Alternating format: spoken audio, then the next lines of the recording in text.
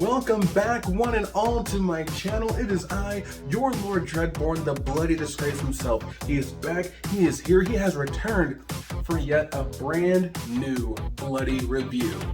An actual review this time, not like the last time where I did, you know, like a bloody reaction. Bloody reviews, man, of course. Yeah, so not a reaction, actual bloody review.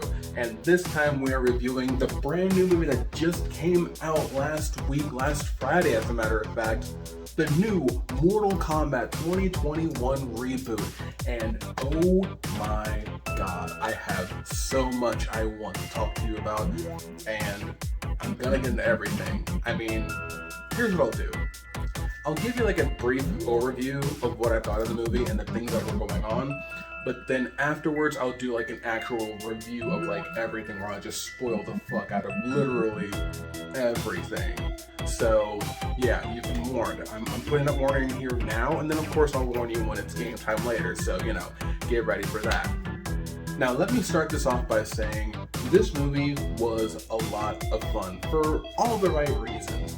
It was beautiful, it was bloody, it was gory as hell, it was funny, it was even a little sad, which is fucked up for a Mortal Kombat movie, but this shit, yeah man, it kind of punched you right in the feels, like damn near in the beginning.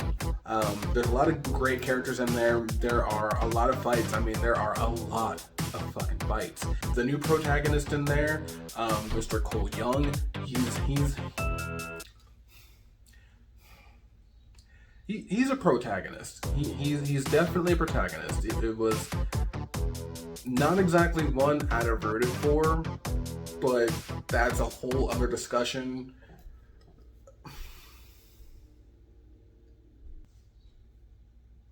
We gotta talk about him.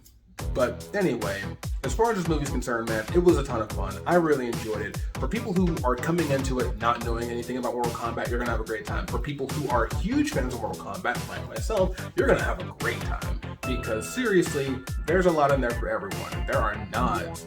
There are very specific nods to Mortal Kombat fans, and it's awesome. If you know your lore and if you know what to look for, it's there and it's awesome. It's great to see. It's a lot of fun to even notice. So, all in all, with this movie in consideration, with everything that they did, this is worth at least a solid 3.5 cups of blood in my opinion. I would give it a solid 4, but again, the gripes, and they're big enough to cause it the issues that I'm having with it. I mean, fuck, bro. It's bad. It's so bad. So now that we've got the general review out of the way, yeah, it's time. Remember that thing I told you earlier where, you know, spoiler warning? Yeah, I'm here. There's your spoiler warning. Here. Here's a spoiler warning. Here. There's another spoiler warning. You know what? Matter of fact, I'll put that one right there. Yeah, there's another spoiler warning for you. I will spoil this movie. I'm gonna spoil it. I'm going to spoil it. I'm going to spoil reptiles in this movie. Reptiles in this movie. What you gonna do? You think I'm fucking around? Get out. Go. Leave now. Oh, you're still here? Cool. Cum laude eyes. Do I need to tell you more? So yeah, now that everyone's gone and the people who are here still don't care about what happens next, great, check this out. Hanzo Hasashi is here in this movie and taking L's immediately. And when I say immediately, I mean within the first 3 minutes of this picture actually starting. He is immediately taking all the L's, which sucks because he was happy. He was living his life with his family. Everything was great. Up until Hanzo had to leave for a sec. Then Bihan showed up. Yeah, Bihan, the original Sub-Zero. Then he shows up. Hanzo hears a scream in the distance because, you know, he's out gathering supplies for his family. And Then Hanzo comes back. His family's dead. Frozen even. Then Hanzo dies. Obviously. Which, you gotta give Hanzo his props. He actually puts up a pretty decent fight. I mean, he picks up the fucking kunai, which, that was surprising. The reason why he keeps that spear on him, yeah, it was a kunai that his wife was using as a garden tool. So he took that motherfucker in death. Sort of. That was just something that kind of bound to him in the spirit, if you will. But yeah, he picks it up before he dies, and he starts going to fucking work. A whole kunai on a rope, and he's just handing out ass kickings left and fucking right. And it is beautiful. Oh my god, it was awesome. So yeah, like I said, he's cutting, he is just wrecking motherfuckers. Up until Bihan shows up and it's like, hey, I kind of need that round, good sir. And he fucking goes to work. They both, they're putting up a solid fight, and it's looking like, Scorpion might, he might be doing something. Up until he realizes that he isn't. And he's severely out fucking matched, because Hanzo is just a ninja. That's it. That's his whole shtick. He's just a fucking regular ass dude. And they gets murdered by a motherfucker with powers. Next up we meet Cole Young. This is where a lot of my gripes come into play. That's what's just dragging this movie down. Which sucks, because you want this movie to be good, and it is, but this motherfucker right here, what was his deal? Why Cole Young? I know we've followed Liu Kang in the past, which is fine, but at the same time, why? What was Cole Young's deal? Why add him to this whole thing? Because as far as I can see, his whole shtick was just getting his ass beat. Fight me. Change my mind. Cole Young's role in this movie was to get his ass beat. Sorry, dog. You can't convince me otherwise.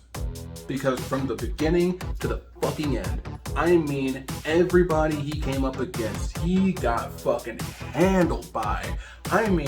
From, well, you know what? Him and Jax didn't fight, which would have been hilarious if they did, but nah.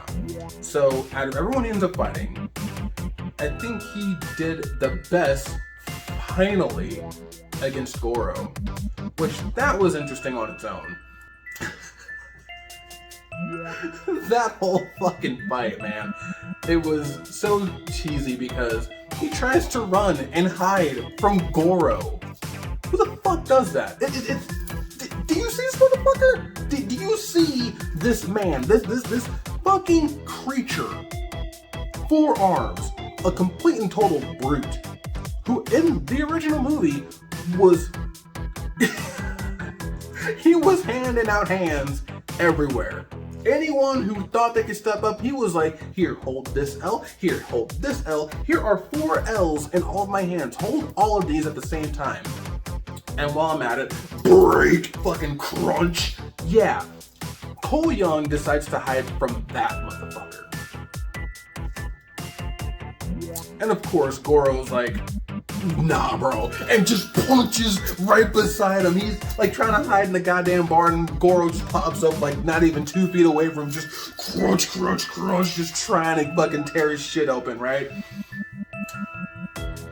What makes it even more hilarious is that Cole Young's wife deals more damage in her first swing against Goro than Cole Young did in his entire first 3 minutes of fighting him. It's real. She takes a fucking axe and just fucking lodges it in Goro's side. Of course, Goro's like, what? And pulls it out like, you fucking bitch. Yeah, it was hilarious.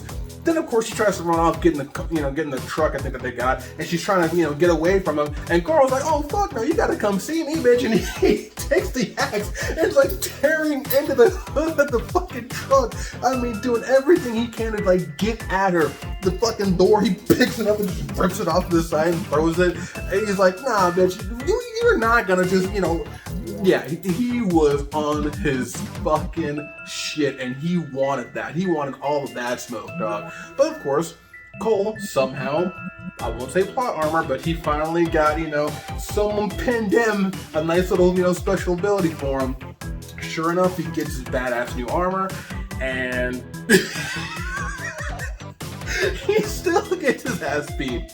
Of course, he does come back and beat Goro's ass, which is great. But I mean, just the whole initial battle was just like, dude, what the fuck?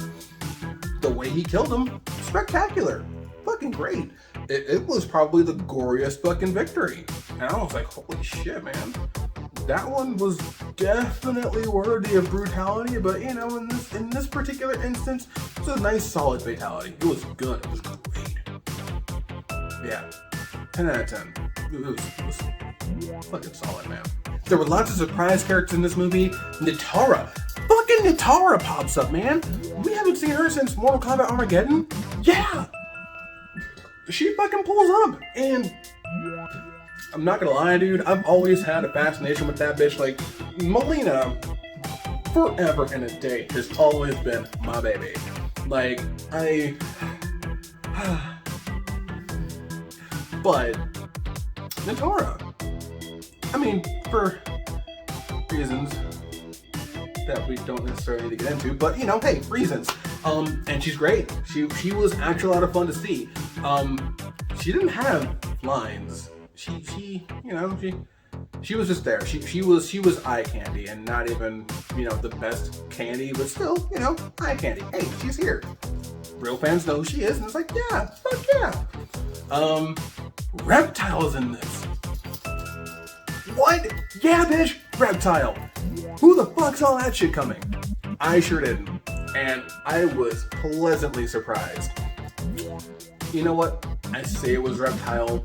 It very could have been just a random Zataran, but the fucking tongue attack, he almost literally tore Kano's face off. He did the thing. Like, if you're a fan of the old series, well, I said the old series, if you're a fan of the games, there's actually a fatality where he, like, rips out his fucking tongue, picks up your head, and then just munches it. He does a thing, drags Kano to him, and almost munches his fucking head off, but then somehow is, stopped before it actually happens, which was amazing.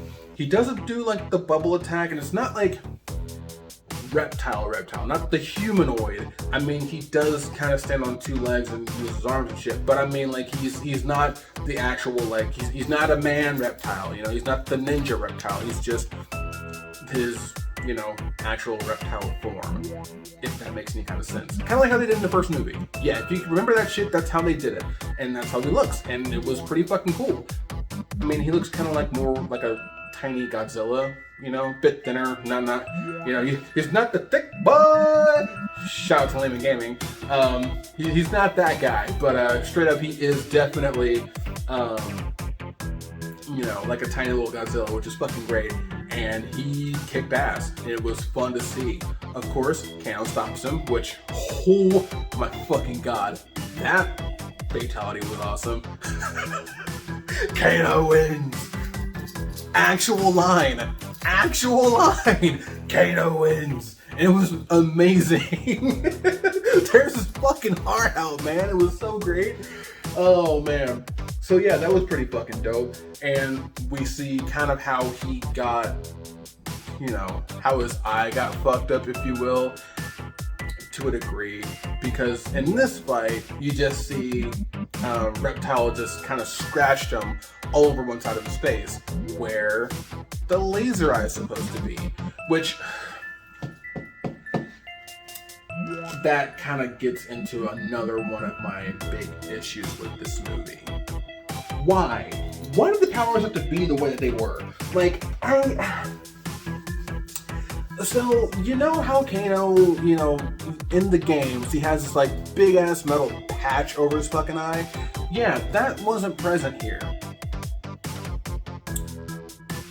Not at all.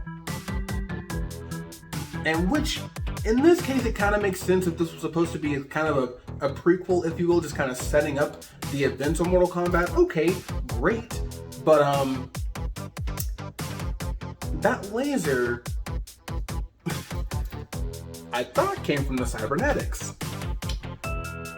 In this movie, in this particular universe of Mortal Kombat, nah fam, he just has that power built in. Like it's inside of him. He just, one day, he gets nice and pissed off and then, bam, laser eye. Not laser eyes, laser eye. Which again, makes sense, but bitch, if it's organic, movie logic. So again, that's another little thing. However, it was really cool to see Liu Kang pop up when the fuck he did, because he pulls up immediately, not necessarily throwing hands, but he definitely handed out an L pretty fucking immediately. I mean, fucking fireball, and like knocks Kano on his ass upon their first goddamn meeting. And it was like, what the shit? And he actually looks cool. He looks, I won't say like 1-to-1, this is Liu Kang, but as a movie, brand new reboot, yeah, he looks pretty fucking good. He looks convincing as a Liu Kang, and I was happy to see that shit. Kung Lao. Kung Lao pops up and is a beast. Cocky as shit. He's every bit as cocky as he is in the video games, and it's awesome. He has all of, I want to say, 20 minutes screen time and gets murdered. Yeah, it was not fun. And even that death seemed a bit unnecessary. Oh man, oh my fucking god, dude. There's so much to be said about that shit. And again, one of those things that kind of pissed me off, but I was like, okay, fuck it, it's fine. It's fine. I can get over this. But motherfucker, dude, we gotta talk about that. Cabal's in this movie. Fast as shit. Cabal is fast as shit, and he hands out L's left and right. And of course, if anyone knows how Cabal and Kano get along, you both know they're not exactly the most loyal motherfuckers on the planet. You can see where I'm going with this. Of course, they fucking betray the people that they're dealing with. Well, Kano betrays the people he's dealing with at that point in time, which is the heroes of Earthrealm, to kind of go help out Shang Tsung for a bit, which that on its own was like, dude, what the fuck? But of course, anyone who's a fan can see that shit like a fucking mile away. They knew. Yeah, so that was fun. There were so many people in this film that popped up that did a lot of really cool things that I was honestly surprised about. But out of everything that I saw but did not get to see like I wanted to, Shang Tsung versus Lord Raiden. I was waiting for that fight because Shang Tsung and Lord Raiden have been beefing forever and a day, and they have yet to throw fucking hands. I was like, dude, this movie's gonna be the one where they finally, fucking square up, and now it's time to fucking fight. In every sense of the word, it is time, and that did not happen. I was ready for it, and I was so upset that it didn't. But you know what? I can't be mad at it, because we get to see Jax have his moment where he fights Reiko and starts piecing him up like pretty fucking good, dude. I'm talking lefts, rights, uppers. I mean, he's hitting him with these down twos like it's fucking nothing, dog. And I'm like, yes, man. I was ready for that. The one thing I was really looking forward to was the quad slam. We didn't get that. I was like, fuck, bro. Which sucks, but at least we do see him get down and get fucking busy, man. I mean, he's working the fuck out of Reiko. Which, Reiko, oh, man, that's another missed opportunity because he was a general. I mean, they even stated in the movie, which is great, but he had no lines. He was just a brute. He was there to be the muscle and get his ass beat. And I'm like, no! So that's another little thing that just drug down the movie for me. So I think if you're going into this movie, you absolutely have to realize that they're gonna do what they're gonna do, because at this point in time, they're just setting stuff up. They've got a lot of characters to work through, and each of them kind of has a bit of a, rich backstory if you go digging far enough. Again, they had Reiko in there. I feel like they could have used several other different characters, anybody else that would have, easily replaced him. It would have been cool to see Aaron Black. They put in fucking Total Khan! Khan was in this movie! I mean, not the actual character, but you do see his bust, if you will. He does show up in an image in this fucking movie, and I'm like, dude, what the shit? Katana, her fucking fan, is in this movie. What the shit? Oh my god, dude. We need to talk about Shinnok's amulet that Kano never gave back. You never actually see him physically give it back to Liu Kang. Liu Kang notes that Kano took it away, but you never see Kano give the amulet back. So that's another thing that they've set up so much cool shit. And I'm sorry that I'm just kind of jumping all over the place, but there's so many things that happen in this movie that, again, if you're a fan and you pay attention, there are certain nods that are just like, dude, they're setting stuff up to be paid off later, and it could be really, really, really fucking cool. But it's still along the same lines of what the shit, because there's just so much. There's entirely too much to really pinpoint what they really want to do. But I gotta say, with what they have done thus far, it's awesome. It is so cool to see, and it's so cool to really just kind of dig into and just be like, dude, what the fuck? Raiden, goddammit, dude, I really, again, next movie, man, I'm giving you one more movie to throw hands. Which, seriously, if we can talk about him for like just a moment, which we can and we will, because, hey, it's my movie. It's my movie. No, it's my fucking video. But, hey, we're doing this. Raiden was awesome. He took cues from Christopher Lambert's Raiden from back in Mortal Kombat 95. Yeah, the very first one. Hell yeah. This Raiden was sassy as shit too, and it was awesome. I honestly expected him to be sort of like how not the movie, but the video game Raiden was. I expected him to be, more authoritative and just, kind of stern. Of course, the more father figure, but not, be as catty. But he definitely took from the 95 version of Mortal Kombat and still did it justice.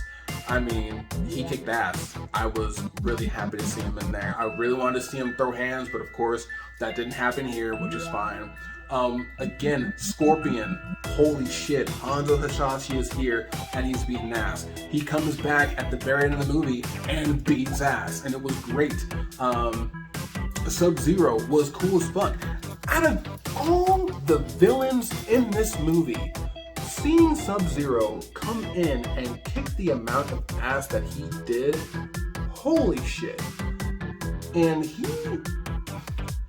for him to just be a regular ass fighter, honestly, he was more intimidating than Shang Tsung was. Like, sure, Shang was in the back, just kind of pulling strings, making sure things went the way he wanted them to go. But yeah, Sub-Zero was out here, man, and he was doing the Lord's work. And the Lord in this case was Shang Tsung's, and holy shit, he did that right.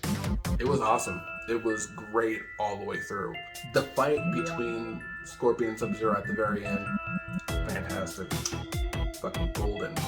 Oh my god, man. Like I said, I can't say enough about it. So yeah, that right there, that was my review of the new Mortal Kombat movie.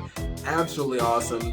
I would strongly suggest anyone who's even remotely interested in this movie, definitely give it a check, because it's worth it. It's definitely worth the fucking watch. So yeah, this has been your Lord Dreadborn, the Blade Disgrace himself. Thanks again for coming out. Thanks for being awesome. I'll catch you in the next video.